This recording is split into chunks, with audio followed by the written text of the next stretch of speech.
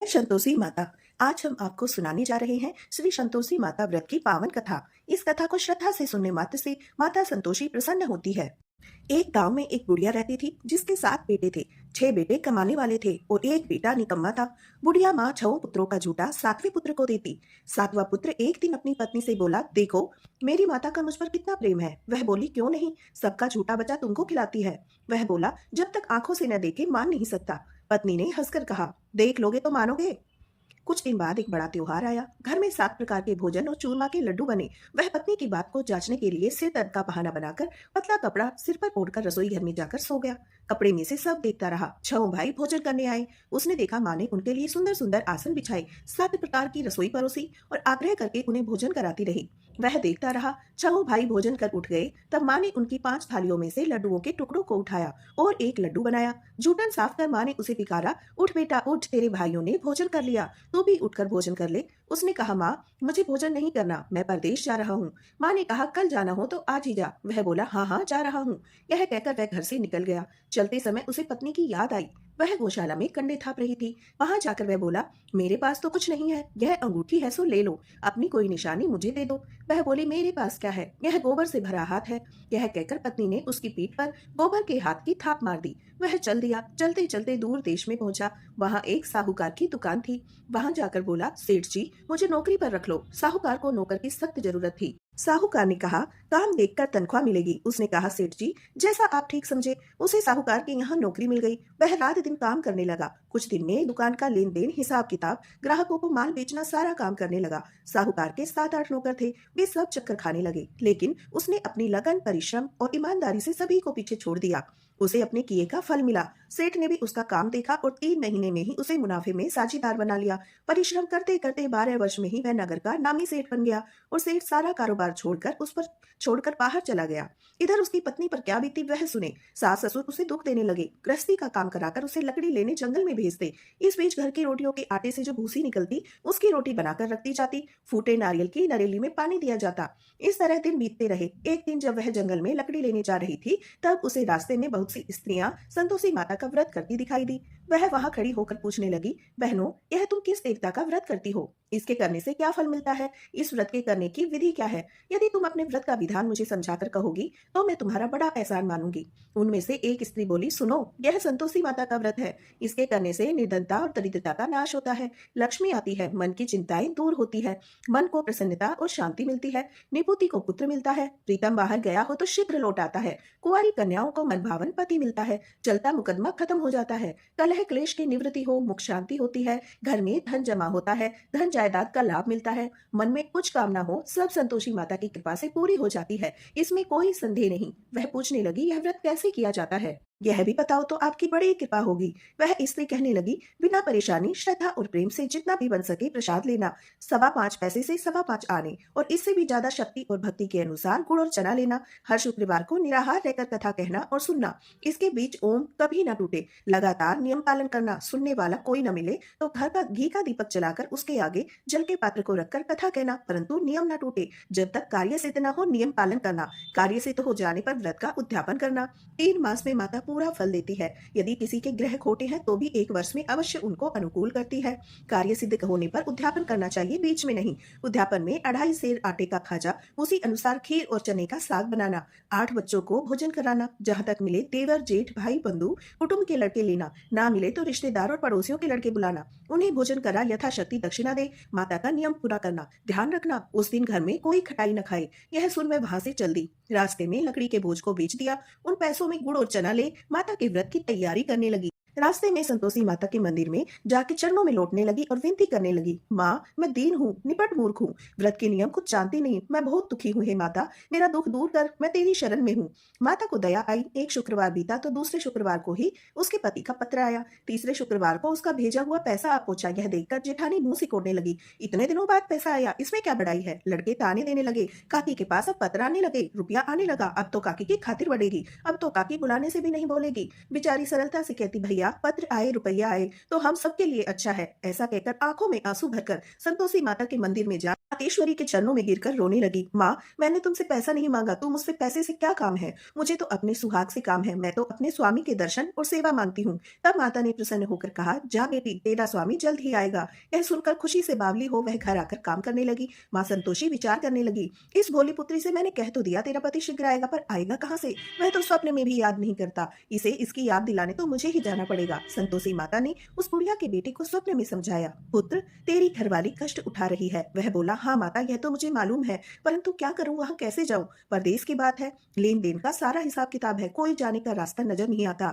आप ही कोई राह दिखाई, वहां कैसे जाऊं? माँ कहने लगी, सवेरे नहा धोकर संतोषी माता का नाम ले, घी का दीपक जला, दंडवत कर दुकान पर जा बैठना। देखते देखते तेरा लेन देन चुक जाएगा, जमा माल बिक जाएगा, सांझ होते होते धन का ढेर लग जाएगा। वह अगले दिन सुबह जल्दी उठ उसने अपने मित्र बंधुओं परिचितों से स्वप्न में माता द्वारा कही बात बताई। वे सब उसकी बातें सुनकर खिल्ली उड़ाने लगे। वे कहने लगे, कहीं कभी सपने की भी बात सच होती है? एक बूढ़ा व्यक्ति समझदार था, वह बोला, देखो भाई, मेरी बात मानो, इस तरह साच या झूठ कहने से बदले देवता ने जो कहा है वैसा कर, तेरा क्या जाता है?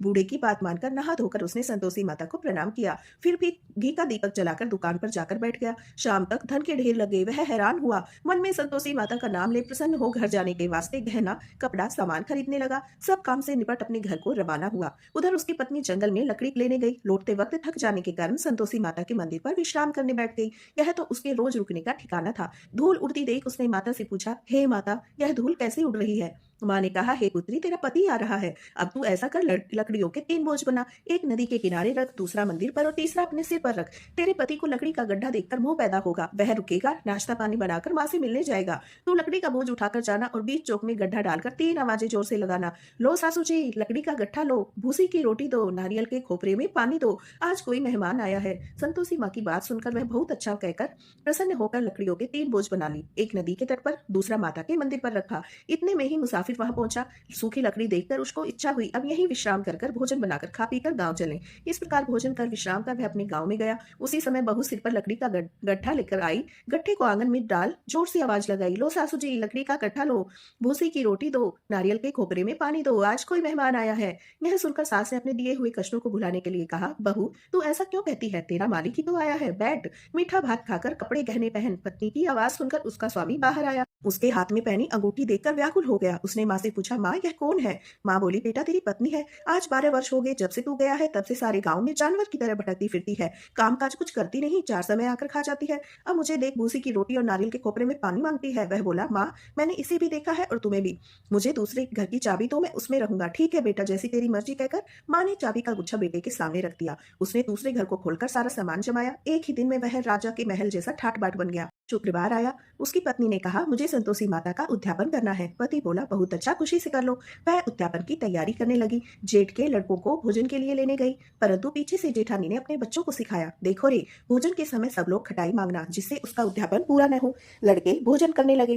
खीर पेट भरकर खाई, परंतु बात याद आते ही कहने लगे, हमें कुछ खटाई खाने को दो, खीर खाना हमें भाता नहीं, देखकर अरुचि होती है। लड़के उठ खड़े हुए, बोले, पैसे लाओ।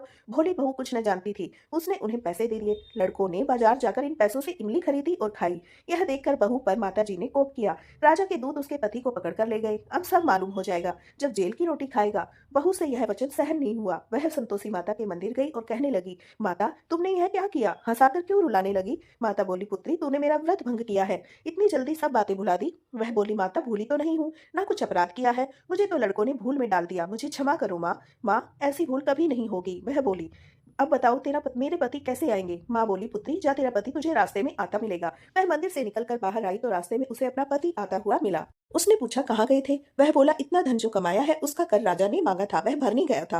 वह प्रसन्न होकर बोली, भला हुआ, अब घर चलो। फिर अगला शुक्रवार आया। वह बोली, मुझे माता का उद्यापन करना है। पति ने कहा, ठीक है, करो। वह फिर जेठ के लड़कों से भोजन को कहने गई। जेठानी ने लड़कों को सिखा दिया, तुम पहले की तरह खटाई मांगना। लड़के भोजन करने बैठे, लेकिन भोजन करने से पहले ही कहने लगे, हमें खीर पूड़ी नहीं भाती, जी बिगड़ता है, कुछ खटाई खाने को दो। वह बोली, खटाई खाने को नहीं मिलेगी, खाना है तो खाओ। उनके उठकर चले जाने पर उसने ब्राह्मणों के लड़के को बुलाकर भोजन करवाया। दक्षिणा की जगह एक एक फल दिया। इससे संतोषी माता प्रसन्न हो गई। माता की कृपा से 9 महीने बाद उनको चंद्रमा के समान एक सुंदर पुत्र प्राप्त हुआ। पुत्र को लेकर वह प्रतिदिन संतोषी माता के मंदिर जाने लगी। माँ ने सोचा, यह रोज आती है, आज क्यों ना मैं इसके घर चलूं, इनका आसरा देखूं। यह विचार कर माता ने भयानक रूप बनाया। बूढ़ो चने से सना मुख, ऊपर से मुंड के समान होठ, उस पर मक्खियां भिनभिना रही थी। दहलीज में पैर रखते ही उसकी सास चिल्लाई, देखो रे, कोई चुड़ैल डाकनी चली आ रही, लड़कों इसे भगाओ, नहीं तो ये सबको खा जाएगी। बहू रोशनदान से देख रही थी, वहीं प्रसन्न हो उठी। आज मेरी माता मेरे घर आई है, यह कहकर दूध पीते बच्चे को गोद से उतार दिया। इस पर उसकी सास ने क्रोध में भरकर बोली, अरे रान, इसे देखकर कैसे उतावली हुई है जो बच्चे को पटक दिया।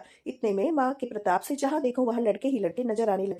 वह बोली, माँ जी, मैं इनका व्रत करती हूँ, यही संतोषी माता है। इतना कह झट से घर के सारे किवाड़ खोल दिए। सबने माता के चरण पकड़ लिए और विनती करने लगे, हे माता, हम मूर्ख हैं, अज्ञानी हैं, तुम्हारे व्रत की विधि हम नहीं जानते, तुम्हारा व्रत भंग कर हमने बड़ा अपराध किया। हे माता, आप हमारे अपराधों को क्षमा करें। इस पर बार बार कहने पर संतोषी माता प्रसन्न हुई। इसके बाद उसकी सास कहने लगी, हे संतोषी माता, आपने बहू को जैसा फल दिया वैसा सबको देना। जो यह कथा पढ़े या सुने उसका मनोरथ पूर्ण हो।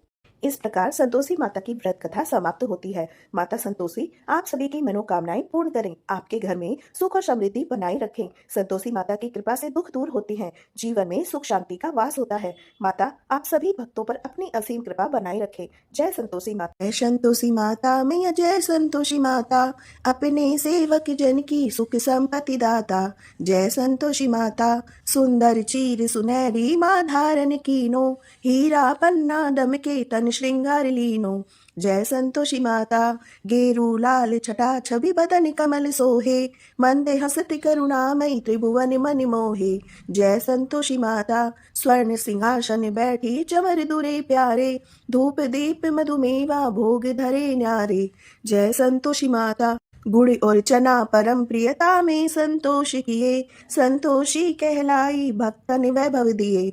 जय संतोषी माता, शुक्रवार प्रिय मानती आज दिवस सोही, भक्त मंडली छाई कथा सुनत मोही।